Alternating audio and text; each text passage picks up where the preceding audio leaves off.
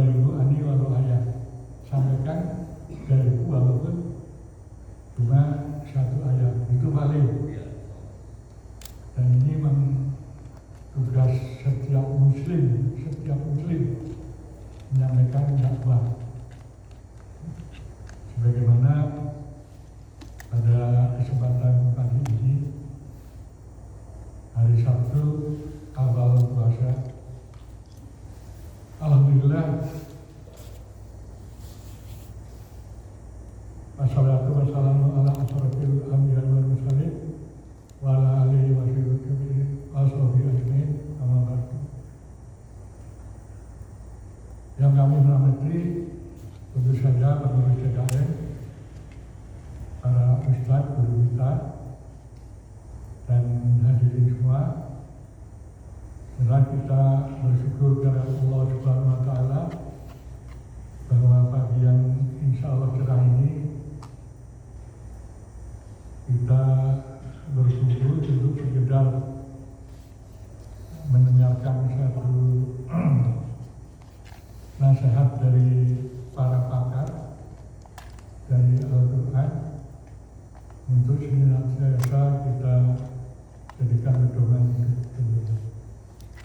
Salawat dan salam kita aturkan kepada junjungan Nabi Muhammad SAW, Nabi teladan bagi umat manusia, khususnya orang beriman.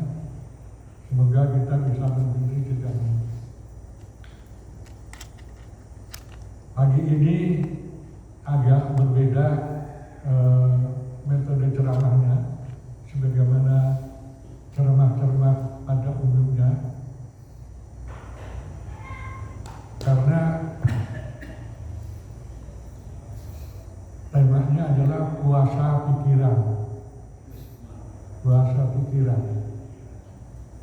Ini narasi ini saya dapatkan dari filsuf Cina, Zhuangzi. Beliau hidup pada 369 sebelum Masehi sampai 286 sebelum Masehi. Jadi perlu diketahui menurut neuroscience bahwa otak kita itu ada dua. Yang pertama adalah hipokampus, otak rasional, itu sebelah kiri, dan yang kedua amigdala, otak emosional. Nah, otak emosional itu di antara yang menyangkut ke agama, menyangkut kasih sayang. Sebagai contoh, otak rasional dan otak emosional berbeda.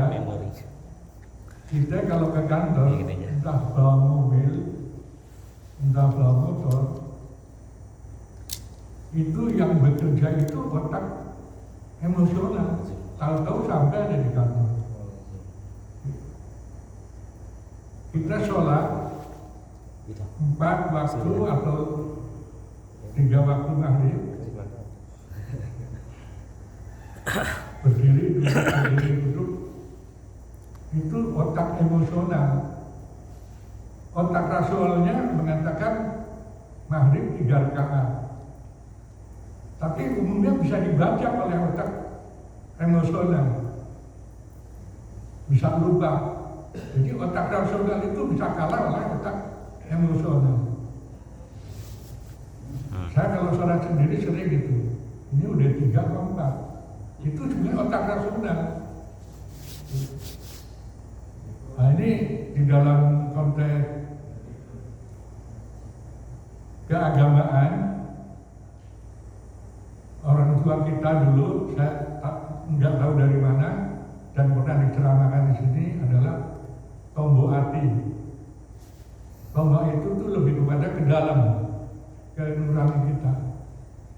Karena di dalam diri kita itu ada 5 panca indera, 1 akal dan 1 intuisi. Puasa yang selama ini kita laksanakan sebulan penuh itu lebih banyak kepada panca indera. Itu tidak makan, tidak minum, dan lain sebagainya. Tapi intuisi kita dan pikiran kita itu lepas begitu saja. Nah, intuisi atau hati itu di dalam tombol IT itu dikasih satu metode yang ada nyanyiannya, tombol hati, baca doa tiap hari, sholat, sungi, puasa, berkumpul dengan orang-orang soleh. Nah, sekarang puasa pikiran. Puasa pikiran itu menurut sang filsuf, yaitu ada 4. Yang pertama adalah menurunkan ego kita. Yang kedua adalah biarkan segalanya datang dan pergi. Yang ketiga adalah mengkosongkan diri. Dan yang terakhir, jangan mendikte. Kita coba elaborasi dari masing-masing 4 itu. Turunkan ego. Pekerjaan yang paling sulit adalah menurunkan ego.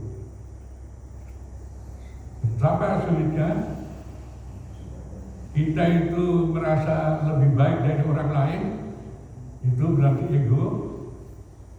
Kita merasa pendapatnya lebih bagus dari orang lain, ego. Nah, ego inilah yang perlu diturunkan. Atau dalam kata lain, kita bisa mengalah. Dalam bulan puasa ini, ego itu harus betul-betul bisa dikontrol. Karena ego berhadapan dengan kehidupan sehari-hari. Merasa lebih tinggi, merasa lebih pintar. Nah, itu pekerjaan ego. Yang kedua, membiarkan datang dan pergi. Nah, ini ya juga tidak mudah. Kita kadang-kadang dapat musibah tanpa kita duga. Kita bisa bersedih terlalu. Entah kehilangan barang, entah kehilangan musibah kematian. Padahal itu adalah watak kehidupan. Watak kehidupan itu selalu begitu, datang dan pergi, datang dan pergi. Bukan berarti kita tidak boleh kecewa, ya hadapi dengan wajar saja. Kemarin saya akrab dengan seseorang, kita senang, besoknya seseorang pergi, kita kecewa. Kemarin kita dihormati orang karena kita dinas, masih aktif, pensiun, berubah drastis. Semua itu watak kehidupan, semua itu adalah dinamika kehidupan. Harus kita terima dengan apa adanya, dengan wajar. Nah, ini juga bagian daripada membiarkan datang dan pergi segala sesuatunya. Apalagi masalah kemarin yang sedang ini yang sedang dalam tanda petik itu berseteru ya, masalah pemakaman. Ada satu perbedaan budaya satu dengan lain. Gak siap untuk melepaskan sebagian lagi itu selalu komplain. Padahal itulah kehidupan yang wajar-wajar saja. Kita harus berani menghadapi perubahan, karena itu memang perubahan. Datang dan pergi, datang dan pergi. Yang ketiga adalah mengosongkan diri. Bagaimana mendeskripsikan mengosongkan diri sendiri itu? Karena dalam diri kita itu muatannya itu sangat banyak menghadapi aktivitas kehidupan. Nah, di sini sang filsuf mengatakan seperti anak kecil. Anak kecil itu nggak punya dendam, berantem dengan teman, besoknya itu bisa ketawa lagi, kosong jiwanya. Yang ada adalah ceria. Kita, orang dewasa, orang tua, bisa konflik, bisa bermusuhan, dan bisa butuh waktu lama, bisa tersinggung dan sebagainya, yang mempengaruhi harmoni kehidupan. Sementara anak kecil itu enggak. Jadi mengosongkan diri kita adalah menjadikan seperti anak kecil. Apa yang terjadi kemarin, yang mengenakan maupun tidak mengenakan, yang menyedihkan, menyakitkan, hilang. Seperti itu anak kecil. Dan yang terakhir adalah jangan mendikte. Sifat-sifat kita itu suka mendikte, hanya karena kita tidak setuju gitu. Saya ngasih contoh, saya dapat jadwal hari ini, ya, saya lihat jadwalnya, ada dua yang saya nggak berkenan. Apakah saya mendikte atau tidak? Yang pertama, nama saya salah, pakai D, Jad. Ini udah bergaul bertahun-tahun ngasih nama salah. Yang kedua, ini jadwal ini tidak mencerminkan musyawarah ini, mendomasi banyak. Saya berpikir apakah saya mendikte? Makanya saya komentarnya bahwa jadwal ini belum mencerminkan musyawarah. Itu bukan mendikte. Tapi kalau itu produk musyawarah, apapun harus kita terima. Jadi nggak ada hubungannya pribadi saya dengan. Dari empat itu, sang filsuf mengatakan itulah hidup yang alami, hidup yang mengalir. Karena hidup itu sesuai dengan fitrahnya. Fitrah itu menurut Quraisy Shihab ada tiga: benar, baik, dan indah. Benar itu menyangkut pikiran, baik itu menyangkut hati kita, indah itu menyangkut jiwa. Jadi tiga itu. Hidup yang mengalir saja, menyesuaikan dengan perubahan-perubahan kehidupan. Kehidupan itu selalu berubah. Dan kita hadapi dengan sesuatu yang wajar aja, mengalir saja. Sebagaimana anak kecil yang kehidupan sehari-hari. Nah, disitulah kita menemukan kebahagiaan. Oleh sebab itu, bulan puasa bisa diartikan adalah bulan perubahan. Sengaja Allah memberikan puasa itu menjunjung balikan nilai-nilai. Kebiasaan makan siang dibalik menjadi malam, kan gitu. Nah, ini punya makna yang sangat luas, baik dari segi kesehatan maupun kesehatan medis maksudnya, maupun kesehatan mental. Puasa pikiran adalah bagian daripada kesehatan mental. Oleh karena itu, saya ingin mengembangkan diskusi ini tadi sebagai pengantar, sehingga bisa memberikan satu perspektif baru di dalam menghadapi bulan puasa yang insya Allah sebulan kita akan melaksanakan. Demikian moderator pengantar tema puasa Assalamualaikum warahmatullahi wabarakatuh. Waalaikumsalam warahmatullahi wabarakatuh. Terlalu cepat dari perasaan. Pengen sekali Pak Ustadz Satrio itu panjang. Jadi kan. Baik, terima kasih. Demikian tadi kajian subuh yang disampaikan oleh sahabat saya Pak Jatmiko. Semoga apa yang telah disampaikan itu benar-benar sangat bermanfaat untuk kehidupan kita sehari-hari. Tadi apa yang disampaikan kalau nggak salah dengan berjudul adalah puasa pemikiran. Puasa pikiran. Nah, ini orang yang nggak terbiasa kaget. Puasa pikiran bukan puasa makan. Karena Pak Fauzi dari tadi udah mau nanya, kok puasa pikiran nggak puasa makan? Nah,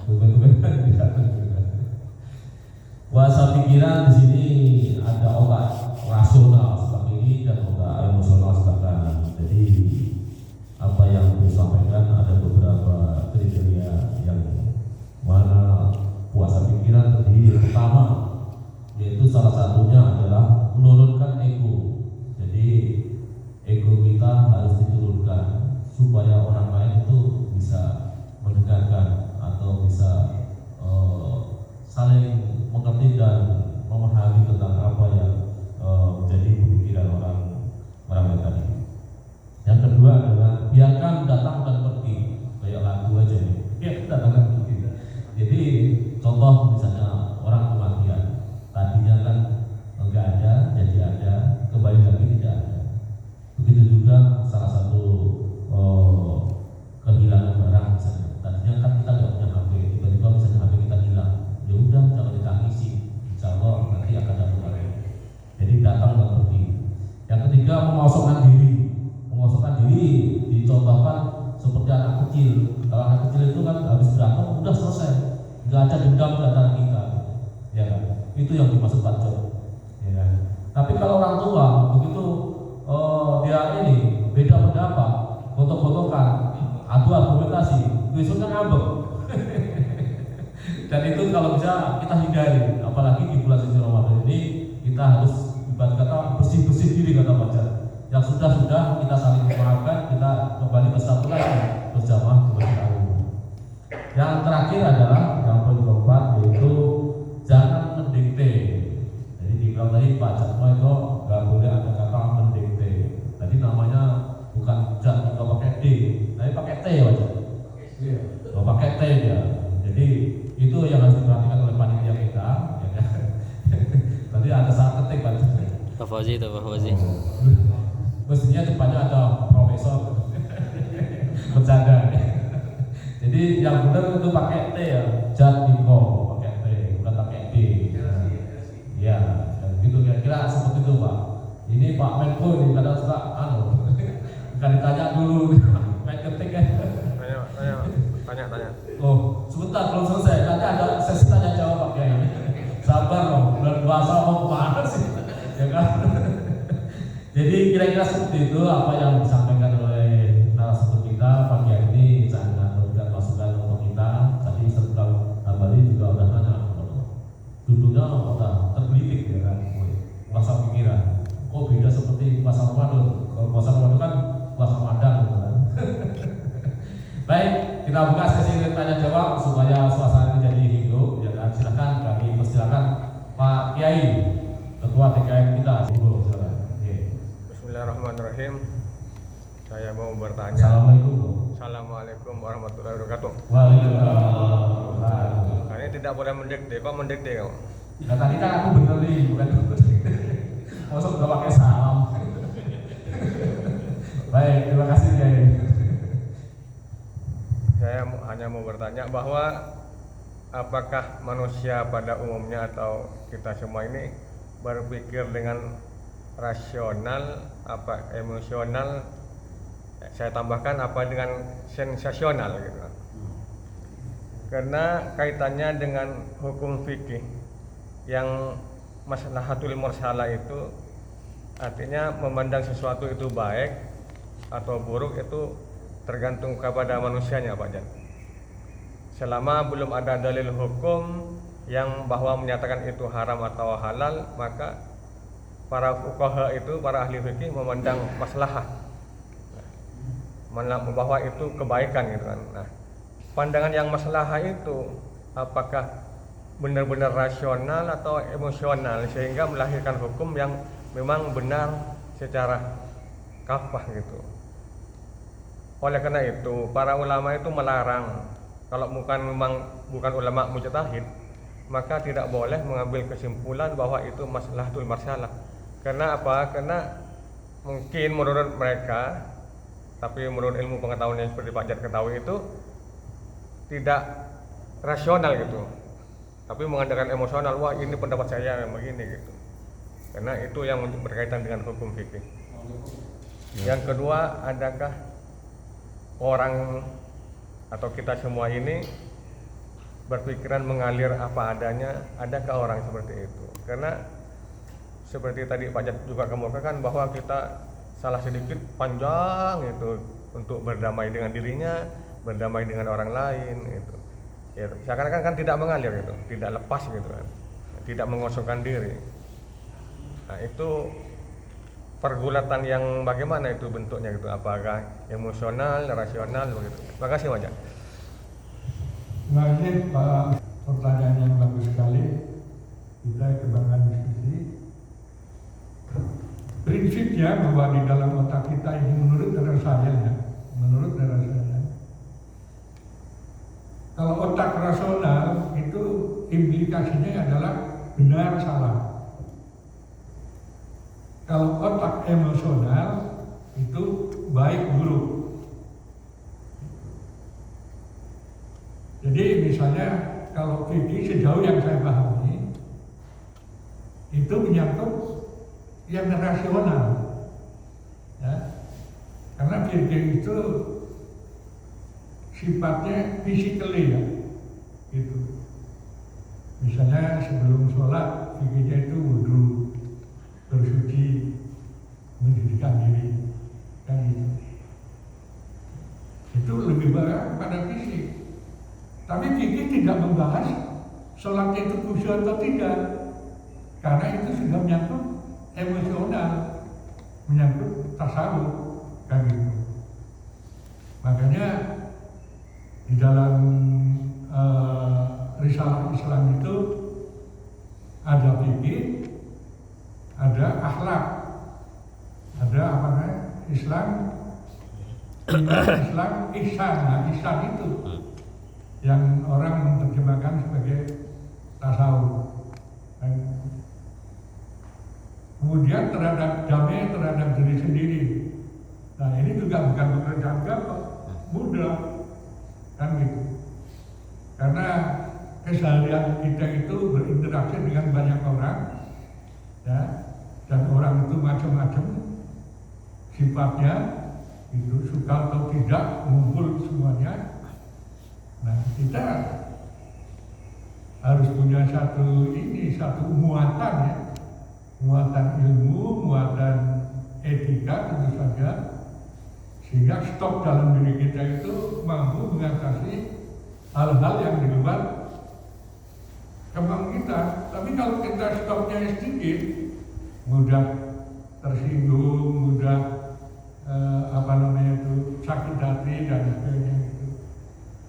Padahal interaksi pergaulan dengan sesama itu selalu berbeda.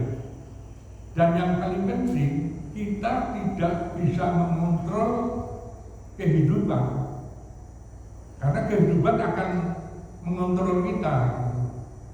Bagaimana kita bisa mengantisipasinya, menyesuaikan dengan kehidupan?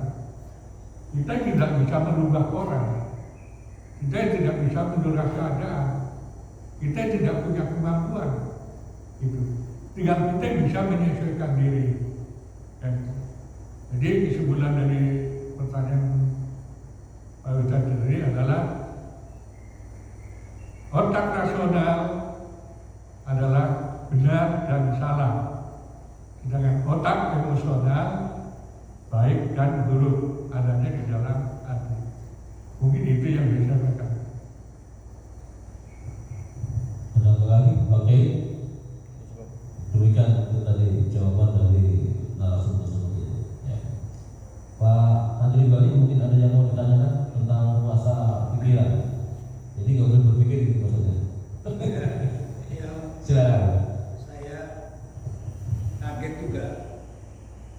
ya kagetnya itu materinya ini sebenarnya kalau dibilang bermutu sekali gitu kan. Jadi ada variasi dalam hal untuk kita berpikir lebih jauh, tidak hanya sekedar dalam hal puasa perut. Kalau puasa perut udah kelihatan tiap, mungkin itu nanti yang akan dikutuk pada hampir mungkin rata-rata kita. Jadi saya kaget hari ini, dan susunan kalimat-kalimat Pak Jati amat sangat teratur gitu. Kesannya bahwa ini bukan kultur amatiran, Bukan kaleng-kaleng kali. bukan kaleng-kaleng. Sesungguhnya kalau kita lihat dari sisi materi ini cukup, jadi sederhana tapi menukik. Jadi puasa pikiran, dan coba kita mengembangkan hal yang terkait dengan puasa, itu bagus sebenarnya.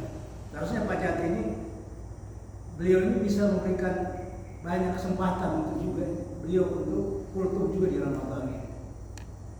Tapi beliau saya lihat di kultum itu hanya 1 kali aja gitu kan. Ini paling nggak 2 kali atau 3 kali gitu. Karena kita akui, cuma terkadang ya mungkin seperti beliau kita yang ada di komplek ini, ya sepertinya dianggap biasa-biasa saja, tapi orang itu sesungguhnya punya nilai gitu kan, cuma nilai dalam hal untuk penyampaian gitu. Makanya ahli berkata jangan lihat isi dompetnya, tapi lihatlah aksi sosialnya gitu. Kalau kita lihat dompetnya terkadang itu yang kita pandang, tapi kalau kita lihat aksi sosialnya, nah itulah yang punya value, itu yang punya nilai sesungguhnya. Jadi saya ya sangat mengapresiasi sesungguhnya, dan nanti mungkin akan saya kembangkan. Kalau tadi itu puasa pikiran, nah, nanti akan saya ke puasa hati. Kalau yang sekarang ini puasa perut, nah, yang di dalam Al-Quran dikatakan asyam. Nah, ada juga puasa hati, ada yang disebut dengan saum. Nah, sebenarnya itu dalam perspektif kemarin itu oleh Kiai siapa tidak Dingin. Syafi'i itu menukik juga. Cuma kadang kita nggak ini gitu.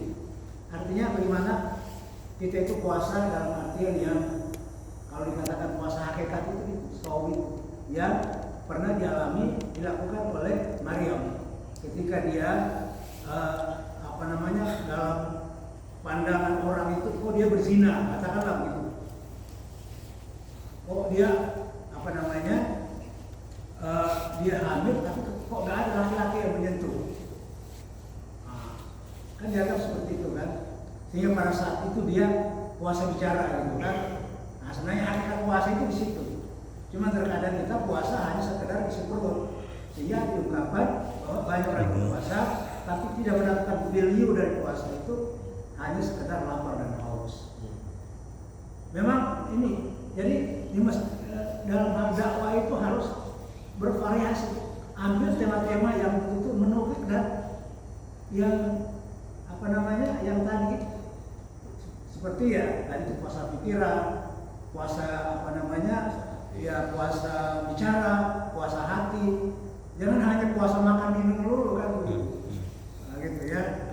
Jadi ini teman-teman semua, sehingga alam berpikir kita itu betul.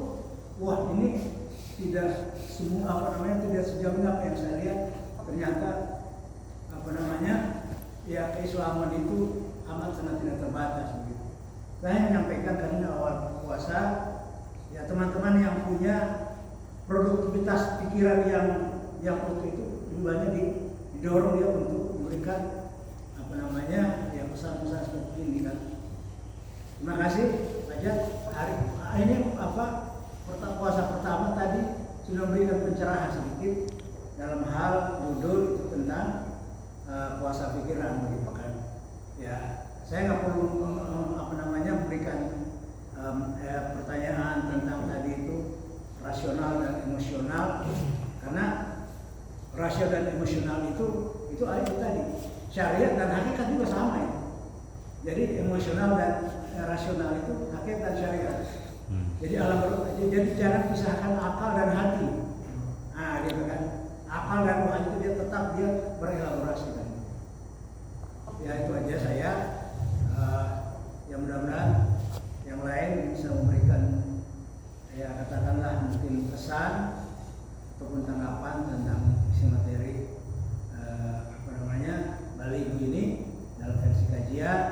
mudah-mudahan kedepannya, karena ini 29 hari lagi, teman-teman yang memberikan materi itu tidak hanya sekedar hanya tampil begitu aja, ya.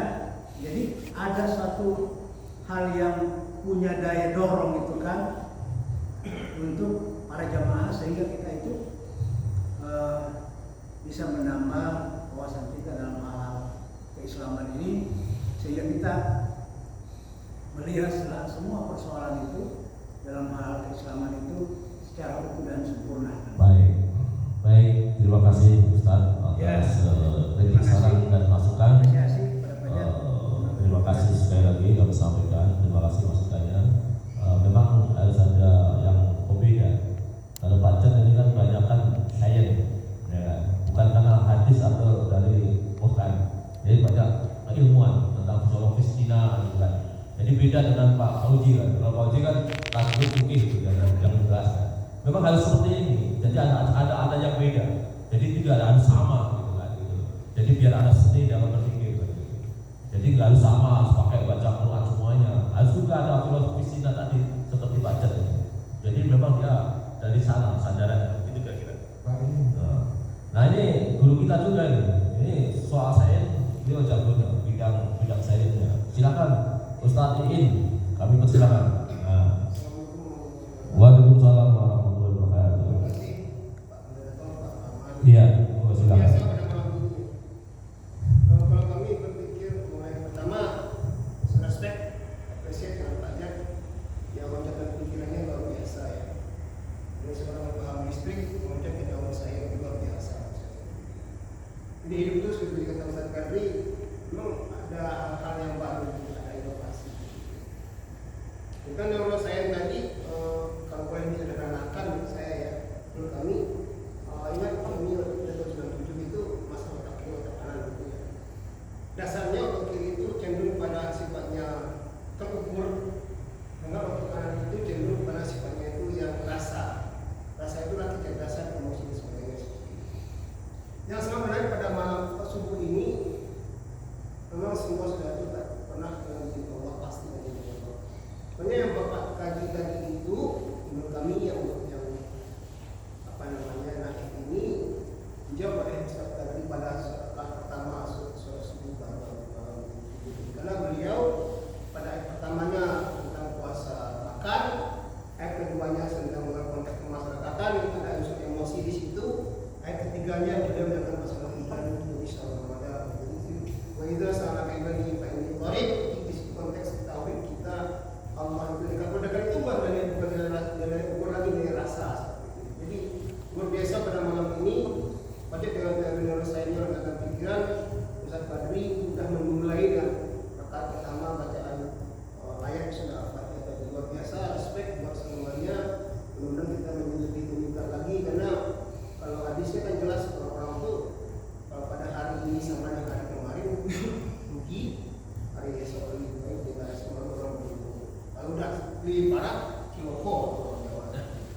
Jadi Pak Karma mengasih waktunya, yakin saya semua dengan izin Allah Pak Kadri sudah alas dengan saya semua sungguhnya dengan ayat kalau sudah Al-Fatihah, Pak Jack dengan konsep puasa hati dan puasa pikirannya. Assalamualaikum warahmatullahi wabarakatuh. Waalaikumsalam warahmatullahi wabarakatuh. Terima kasih kepada Ustaz Iin Kurnia, masukan dan sarannya sangat bermanfaat untuk kita semua. Saya minta masukan dari guru tajwid kita. Misalnya itu ada ya Menko kita ini kan tahu kita fikihnya itu biasanya aku sorong dan biasa juga. Silakan diputar Pak Menko silakan Pak Uji, silakan mohon masukan. Jadi biar ada variasi, ada inovasi baru kan. Silakan diputar Pak Cantik apa yang disampaikan tadi. Silakan. Assalamualaikum warahmatullahi wabarakatuh. Waalaikumsalam warahmatullahi wabarakatuh. Hari ini semuanya cerah ya. Semoga awal puasa ini menjadi penyemangat untuk ibadah-ibadah yang lain selanjutnya. Dan kami berharap untuk jamaah mengikuti semua program dan kegiatan yang sudah disediakan oleh panitia Ramadan. diawali oleh Pak Jat itu suaranya hari ini bening sekali sampai saya dari jauh udah kedengeran gitu. Dan biasanya itu kata Pak Parman kalau ngaji pelan, kalau kritik kenceng gitu. Tapi alhamdulillah hari ini jelas.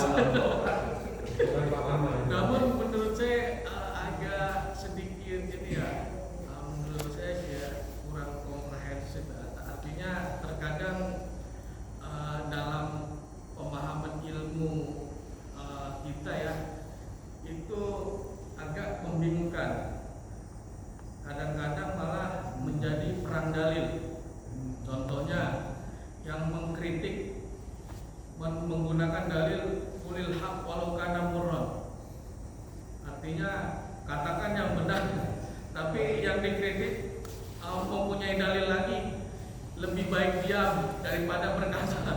Nah, artinya hal-hal yang semacam ini perlu ada keseimbangan. Tadi contohnya, kalau DKM ini kan setiap hari itu ada gitu ya. Setiap hari itu ada di masjid. Kalau saya perhatiin ketua DKM ini setiap hari ada di masjid dan rata-rata pengurus ada di masjid kecuali saya. Artinya dalam hal pengkritikan sesuai dengan dalil yang kita dapat juga, artinya agar menghindari ghibah itu segala sesuatu yang berkaitan dengan permasalahan diserahkan kepada yang wewenangnya. Artinya agar menghindari yang bukan wewenang ini mendengarkan atau menjadikan permasalahannya malah lebih besar. Sebagai contoh tadi kritik nama. Seharusnya yang berwenang ini kan, wah ini siapa nih yang bikin nama? Langsung aja. Artinya itu memperhatikan secara keseluruhan yang tadi dikutip benar, indah, dan bagus. Mungkin itu aja. Assalamualaikum warahmatullahi wabarakatuh. Satu lagi. Oh bagaimana? Silakan Pak Haji Iskandar. Silakan. Assalamualaikum warahmatullahi wabarakatuh. Waalaikumsalam. Saya senang dengan materi Pak Jatmiko yang buat kawan-kawan semua ya. Saya ini yang terakhir yang mengenai pikiran kosong nih. Saya masih tanda tanya di pikiran kosong nih. Katanya kalau anak-anak kan gampang ya. Tapi kalau bapak-bapak malah susah. Malah bablasan saya gak ingat siapa-siapa nih. Nah itu gimana tuh kalau caranya biar kuat gitu, biar kosong tapi kita masih ingat. Kita gak bisa kadang-kadang lupa aja segalanya. Bercoba itu gak bisa. Nah kalau anak-anak kan gampang tuh berantem kawanannya. Kalau bapak-bapak kadang-kadang dendamnya gak hilang. Gak hilang. Selesai. Jadi gimana? Trik-triknya gimana tuh caranya gitu? Baik, saya ke Pak Budi dulu. Ya, Pak Budi itulah. Jadi kebenaran ada 3 Pak Budi ya. Kebenaran subjektif, saya mengatakan A, ya, belum tentu sama. Itu kebenaran subjektif. Kebenaran objektif, ya, itu produk musyawarah. Itu kebenaran objektif. Jadi kalau udah musyawarah, yang nggak setuju pun harus ikut. Gitu. Pancasila itu kebenaran objektif, produk kesempatan para pendiri bangsa. Nah yang terakhir kebenaran mutlak, ya kitab suci. Pancasila bisa dirubah, undang-undang dasar bisa dirubah, kitab suci yang nggak bisa dirubah. Gitu. Oleh sebab itu saya selalu bermusyawarah, karena bermusyawarah itu adalah kebenaran objektif. Jadi kalau mau dirubah ya harus bermusyawarah. Nah, saya bukan mendikte mengkritik gitu, bukan untuk saya, karena berbuatlah adil. Sifat adil itu selalu muncul gitu. Itu kok performanya kok tidak menunjukkan objektivitas gitu. Ini insting saya, naluri saya. Setelah juga berhasil, oh ya gitu. Tapi ya sudah lah, itu kan tidak berlaku. Tapi perlu juga dievaluasi. Gitu. Nah, untuk Pak Is, kenapa anak kecil dengan orang tua? Anak kecil itu bebas kepentingan. Kalau orang tua itu punya kepentingan, pasti ada kepentingannya gitu.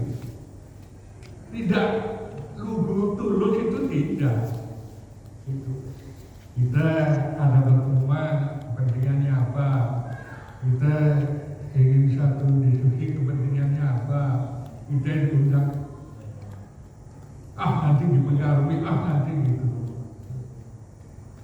Dan kepentingan itu sesuatu yang lumrah. Begitu kepentingannya itu nanti tidak terpenuhi, ya ada istilah benar salah, ngambek ya. Tapi kalau anak kecil tidak, bebas kepentingan. Kalau dewasa pikiran, dewasa nggak hilang. Karena kepentingan, itulah makanya ada money politik, itu kepentingan dan sebagainya di dalam itu. Kan? Mungkin itu Pak moderator. Terima kasih atas kritik dan saran. Mungkin Pak Ketua Baliku, Pak Haji Meludin absen. Apa ikut aja? Baik, tadi tentang jadwal nama sudah ditanyakan oleh Pak Uji. Ya sekedar evaluasi supaya untuk kedepannya itu tidak salah sebut dan mungkin ya lebih baik lagi pembahasannya kira-kira. Ada lagi yang lain Bapak-bapak? Oh silakan Pak Widadi. Ini tadi kakak nih. Silakan.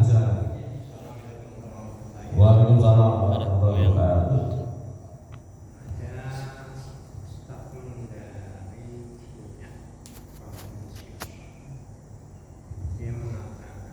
Kencang dikit suaranya, kencang. Ada dari Konfusius dan kita mengatakan jangan kau letakkan sesuatu yang kamu tidak tahu. Tapi tidak tahu itu berarti tidak bisa menggunakan pada ini benar atau salah tidak tahu. Nah, yang dimaksud dari Konfusius di sini ada sebuah pembenaran hak. Pembenaran hak katakan benar atau salah setelah menyampai pada diri menunggu. Nah seperti puasa adalah menunggu kebenaran akan menerima. Dia tahu, tapi dia tidak tahu karena dasar dari panca indera adalah lima fisik. Maka ada dalil namanya yang didustakan itu sunatullah. Sunatullah hanya bisa diterima panca indera. Muncul namanya akal atau otak. Di sini menjadi perlakuannya adalah berarti Tuhan saya adalah bintang, bukan. Kalau bilang bulan bukan juga, matahari bukan juga, dia tidak tahu. Terus aku Tuhan yang mana? Sementara dia juga nggak berpikir, sehingga bahan pokoknya yang dia nggak kemana-mana. Dan itu adalah kebenaran dari Allah, nggak bisa. Makanya muncul dari Islam ke takwa. Nah di dalam hal ini Al-Baqarah 183 ya ayyuhalladzina amanu kutiba alaikumus syiyam kama kutiba alal ladzina min qablikum la'allakum tattaqun. Berusaha mencapai takwa. Kalau takwa urusannya ada pemberitahuan kepada Tuhan yang tidak tahu jadi tahu. Karena inti daripada makhluk, inti dari pengetahuan adalah tauhid. Dan itu diterima. Nanti Tuhan akan memberikan kepada makhluknya tentang segala sesuatu tadi jaga kerja ini. Nah di dalam bahasa ini seluruh kehendak baik otak maupun hati bersandar pada kehendak Allah yaitu robi.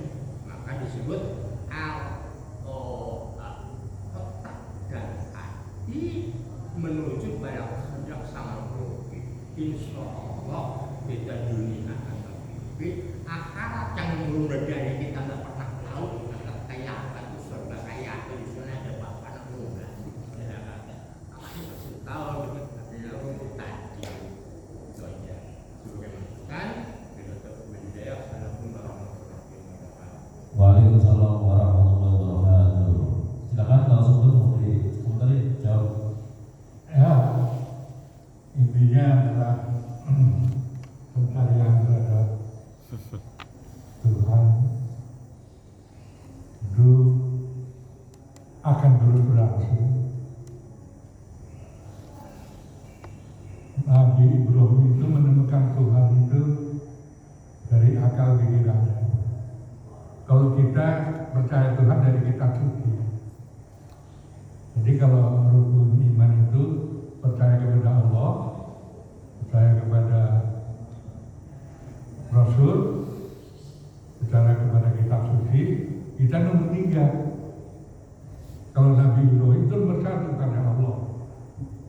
Suka atau tidak, kita itu mengenal Allah itu dari kitab suci, bukan berdasarkan itu. Einstein menemukan Tuhan dari ilmunya. Makanya dia bilang Tuhan menciptakan alam semesta itu tidak seperti sedang main dadu. Berarti dia tahu rumus-rumusnya menemukan Tuhan. Tetapi fisikawan abad ke-21 Stephen Hawking yang meninggal 2018, fisikawan modern, alam semesta itu nggak ada ikut campur Tuhan. Karena itu adalah fluktuasi kuantum. Jadi tetap akan terus berlangsung. Yang seperti di postingannya Pak Parman, Autopegi itu ilmuwan Jepang, dia menemukan Tuhan bahwa ternyata puasa itu dari jam 12 siang sel-sel itu memakan diri sendiri kanibal gitu. Jadi seluruh kotoran-kotoran, seluruh limbah-limbah itu dimakan semua. Nah, itu sedekah. Di dalam ayat saya lupa kira-kira bunyinya bahwa sebentar lagi akan terbukti kebenaran Allah. Nah, saya lupa itu. Jadi akan terungkap nanti Al-Quran itu. Misalnya Al-Anbiya 30, bahwa langit dan bumi tadinya satu, ditemukan teori Big Bang.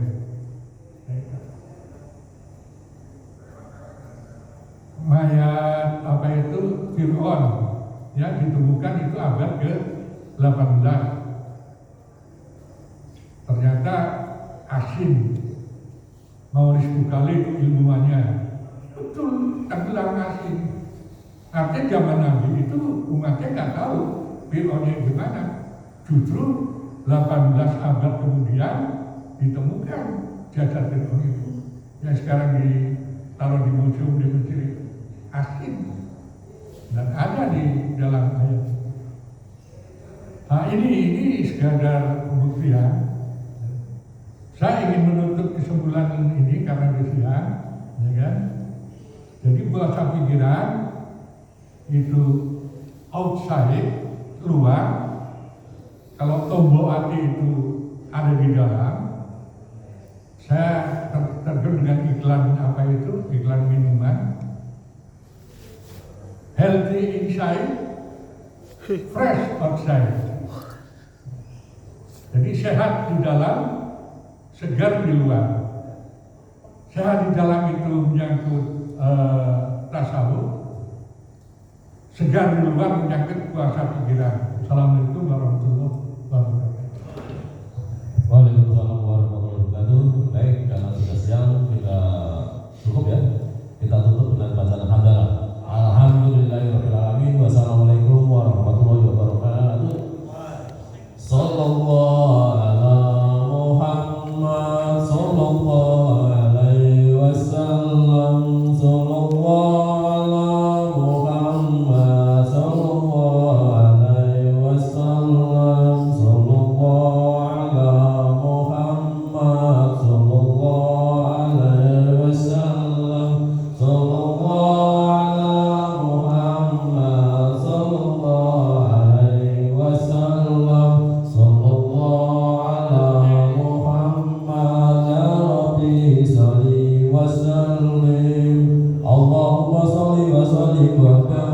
kembali ke Allah